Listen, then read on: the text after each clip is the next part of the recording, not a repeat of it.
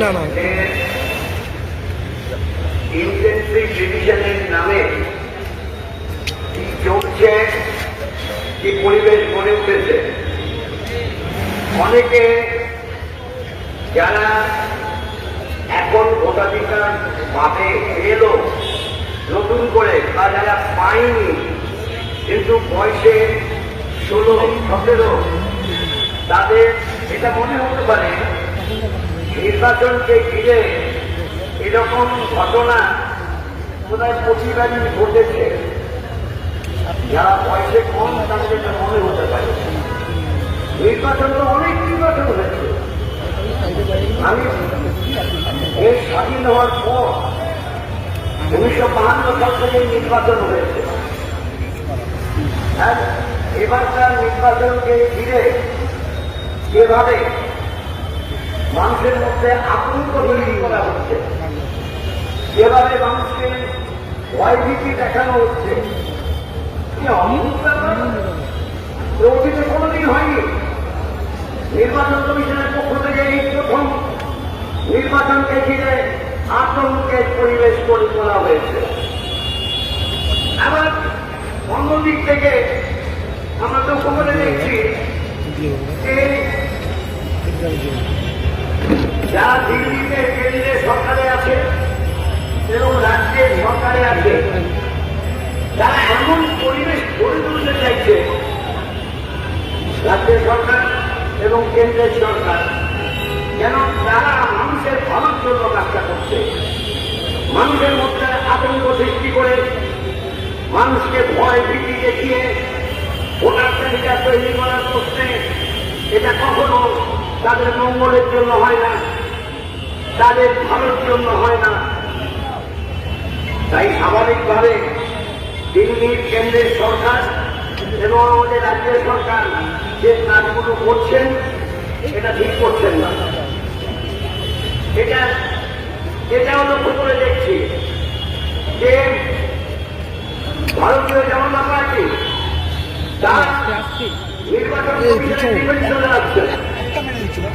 আমাদের নির্বাচন কমিশনের বিরুদ্ধে যা যা বলা যায় না তা করছে। সে কথা আমরা বলে আসছি বহু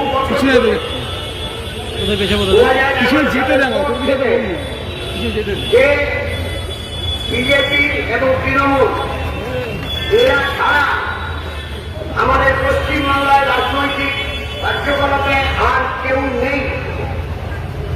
স্বাভাবিকভাবে তারা এই বাইনারি পরিবেশটাকে তাকে চালিয়ে যাওয়ার জন্য, তার পরিবেশ তৈরি করার জন্য এই কাজ অব্যাহত রাখছে। এই অবস্থার সাথে দাঁড়িয়ে আমরা বামপন্থী দলগুলো পরস্পর আলোচনা করি। আলোচনা করে 10টি বামপন্থী রাজনৈতিক দলের পক্ষ থেকে আমরা আজকে ডেপুটেশন দেওয়ার জন্য এখানে মিলিত হয়েছি। আমরা নির্বাচন কমিশনের কাছে, নির্বাচন কমিশনের কাছে পৌঁছানোর জন্য এখানে যে মুখ্য নির্বাচন আধিকারিক আছেন তার ডেপুটেশন পেয়েছি। তিনি ডেপুটেশন দিয়েছেন, মেনে নিয়েছেন। 2:40-এ ডেপুটেশনের জন্য আমরা তার কাছে যাব। এখানে সভা চলবে। আমরা ডেপুটেশন থেকে ফিরে এসে আপনাদের কাছে ওরা কি বলল, নির্বাচন কমিশনের পক্ষ থেকে আধিকারিক, মুখ্য নির্বাচনী আধিকারিক কি করলেন তা আপনাদের কাছে আমরা রিপোর্টিং করব। কারণ এই নির্বাচন ঘিরে হয়তো এলাকায় আমাদের আন্দোলন গড়ে তুলতে হতে পারে, সে আন্দোলন গড়ে তুলতে হবে। কিন্তু একটা জিনিস এই প্রশ্নে যে মানুষ, সাধারণ ভোটার, আমাদের নাগরিক, আমাদের জাতিসংঘে যা লেখা আছে সেটা আমি এখন পড়ে শোনাচ্ছি না। অবশ্যই আমরা যে ওখান থেকে ফেরত এসে পড়ে আপনাদের কাছে শোনাব। কাজে আমাদের রাজনৈতিক দলগুলোর দায়িত্ব আছে যারা নতুন ভোটার হতে চান মানে হবে তাদের সাহায্য করা, পুরাতন ভোটারের নাম আছে কি নেই সব বরফ করে নেওয়া ইত্যাদি ইত্যাদি বিষয়গুলো যাচাই করার প্রয়োজন আছে। যাই হোক, আমি এখন আপনাদের কাছে সময় আমি দিচ্ছি না। আমি এখানে আপনাদের কাছে ঠিক 5 মিনিট আমি ধরে দেখলাম আমাদের 2:40 বেরোতেই হবে, 2:45 আছে, 2:40 আমরা বেরোবো।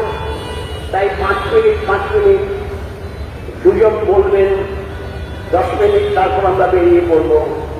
এখন আপনাদের সামনে সংক্ষেপে 4-5 মিনিটের মধ্যে যেমনই বলাই ভালো বলবো। কমরেড স্বপন ব্যানার্জি